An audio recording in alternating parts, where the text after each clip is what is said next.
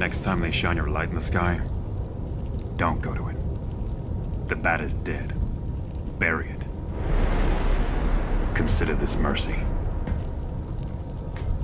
Tell me.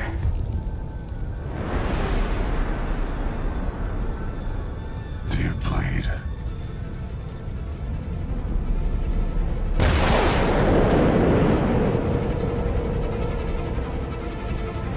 You will. And welcome to check out the teaser for Zack Snyder's Twilight of the Gods. Let's add this to the screen and check this out. Hell's Door. A Netflix series. We fear no gods. We fear no gods. From Zack They want Snyder. war? I will give it to them.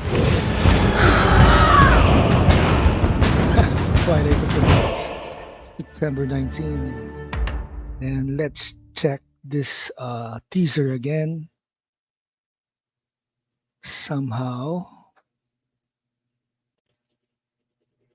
Can we check this teaser again?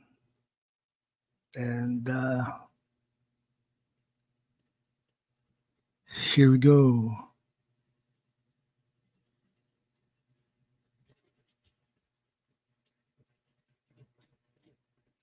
Okay, what's happening? What's happening?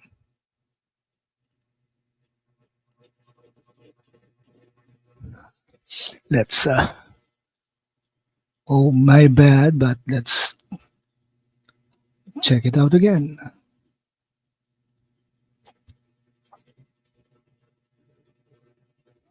Hell's Door. We fear no gods. They want war? I will give it to them. They want war, I will give it to them. Nice. And that's animation looks good. Yes, and I'm excited. Come September 19, we'll get Zack Snyder's Twilight of the Gods. And we have the Acolyte fiasco. Let's share this item from Bounding into Comics.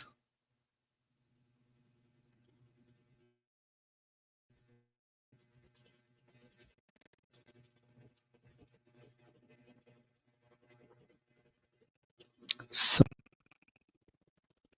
this is according to Spencer Bakuli for Bounding into Comics. Two lesbian space witches created life from the Force long before Darth Pelagius. And there you have it, Star Wars fan. It's sad, but not surprising. The third episodes of the Acolyte. The third episode of the Acolyte has made an absolutely massive, ostensibly identity politics motivated change to one of the franchise's most pivotal pieces of original pre-Disney lore.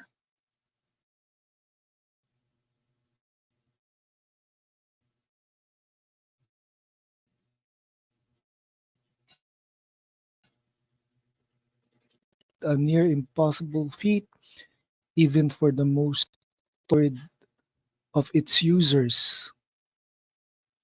So much so, in fact, prior to the Acolyte history, ever been one individual who was reportedly able to pull it off, the infamous Sith Lord, Darth Pelagius. Did you ever hear of the tragedy of Pelagius the Wise, recalled Shiv, Palpatine the Sith. Dark Pelagius was a Dark Lord of the Sith, so powerful and so wise he could use the Force to influence the midichlorians to create life.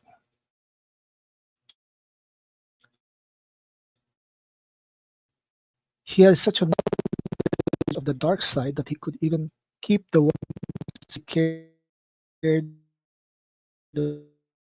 about from dying, explained the soon to be galactic emperor as he the dark way to many possibilities, to many abilities, some considered to be unnatural. He became so powerful, and the only thing he was afraid of was losing his power, which eventually, of course, he did. Unfortunately, he taught his apprentice everything he knew.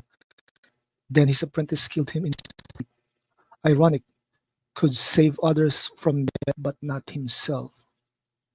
That's irony. Interestingly, in the no longer canon, pre House of Mouse Star Wars Legends era, it was established that not only had Pelagius been able to create life from the Force, but that he was the conception of Anakin Skywalker himself, as recalled in the 24th chapter of author James Luceno's 2008 Dark Pelagius novel. Drunk on newfound power, then he had attempted an even more unthinkable act to bring into being a creation of his own, not merely the impregnation of some hapless, mindless creature, but the birth of a forceful being, the ability to dominate death had been a step in the right direction, but it wasn't equivalent to pure creation, and so he had stretched out indeed as if invisible, trans substan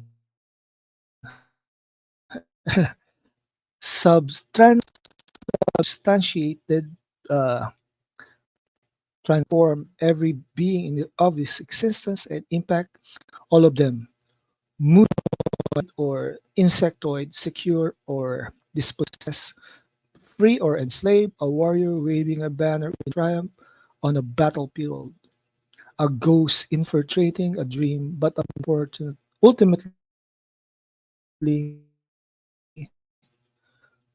to no end. However, far from being eventually comes to learn 9 years later that his accounts resulted in the Force pushing back against his plan by using his energies to conceive not a Sith legend but a human being to restore balance to the galaxy. Regardless of this fun bit of EU trivia, thanks to the Acolyte showrunner Leslie Headland, Pelagius is no longer the first Force user to manipulate the universe life energy to create life. Instead, that honor now belongs to the newly introduced leader of an unknown band of Force sensitive witches, who for some bizarre reason aren't Night Sisters because sure, Disney, why not?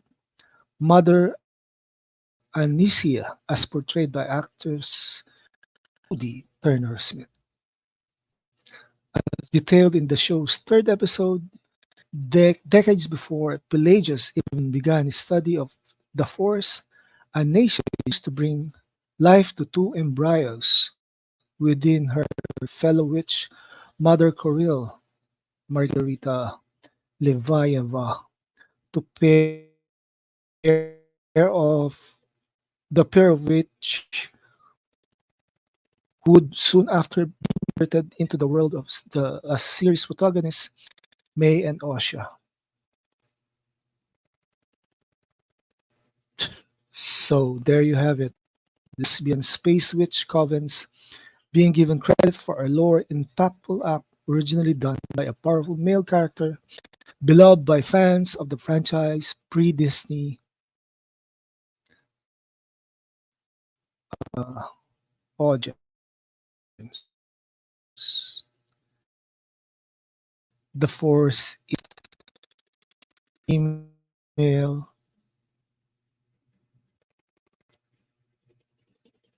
the what can I say?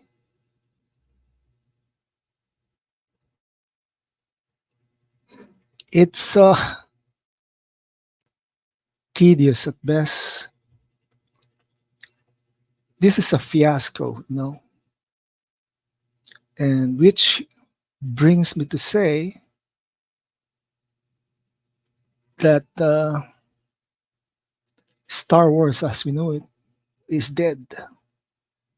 Yeah, everyone hates the storyline. Maybe Disney should learn to listen to fans and not think of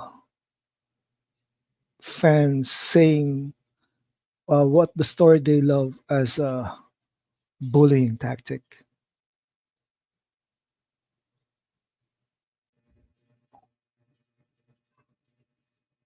And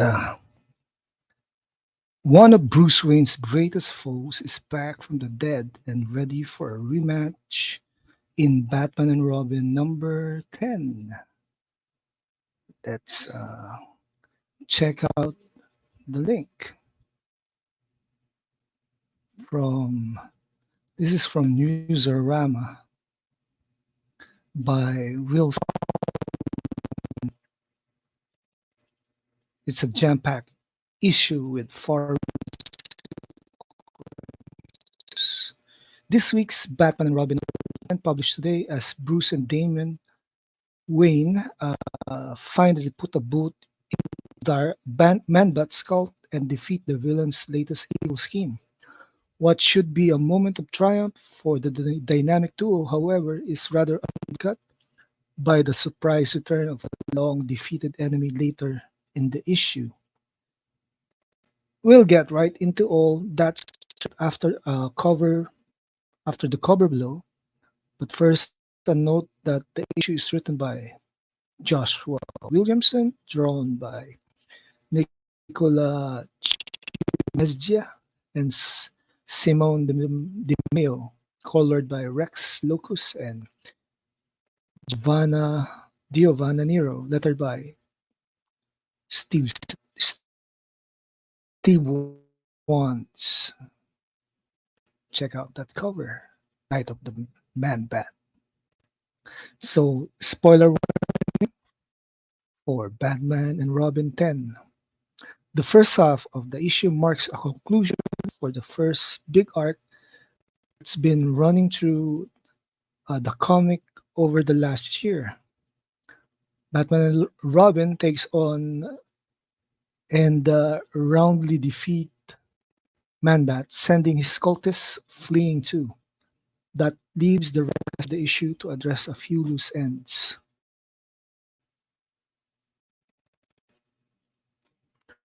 With Man-Bat now reverted to his human form, Dr. Kurt surmises that he has now developed a third personality and that he will have to work with Langstrom to figure out just what that means. Elsewhere, Damien and Flatline share a tender moment together, but the latter doesn't reveal that she is being haunted by the spectral form of Visual Ghost as she hopes at one point. She's leaving Gotham for the time being, in part to protect Damien from his grandfather.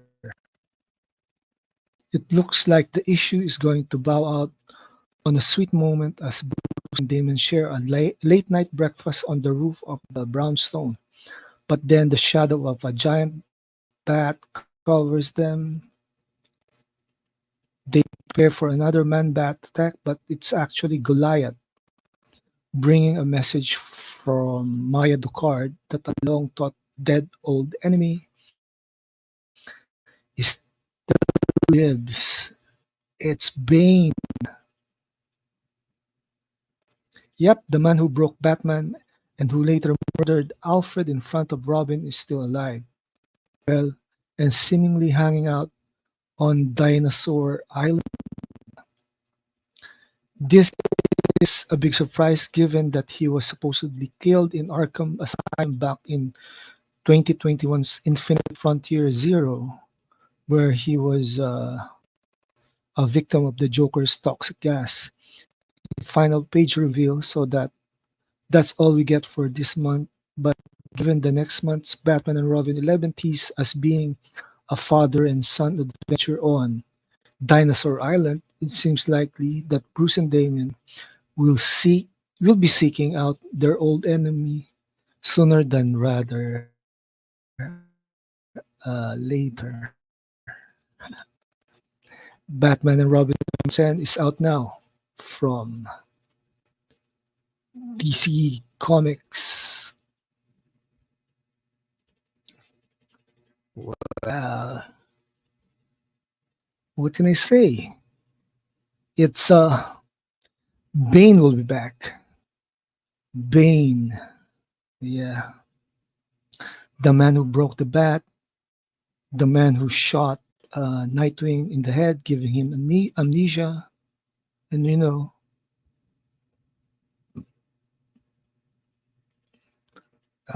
wonders never cease. Actually, so looking forward to reading issue 10 of Batman and Robin. So a little bit of an announcement, along with my Fate Talks, uh, Random Talks, version 2.0, uh, Rock and Rollin', Classic Comic Talks, my usual anime watch list, and series watch list, movie watch. Uh, that's 7 shows in my channel. I'm going to add FaithNComics. This was brought about as an idea when Bishop D.M. Williams and I did a collaboration stream. So that's coming soon to my channel. And I hope Bishop and I will be able to uh, do justice to our faith in Jesus Christ and our love for anything related to comics, comic book movies, comic book series, anime, and other stuff. So watch for it. Coming soon.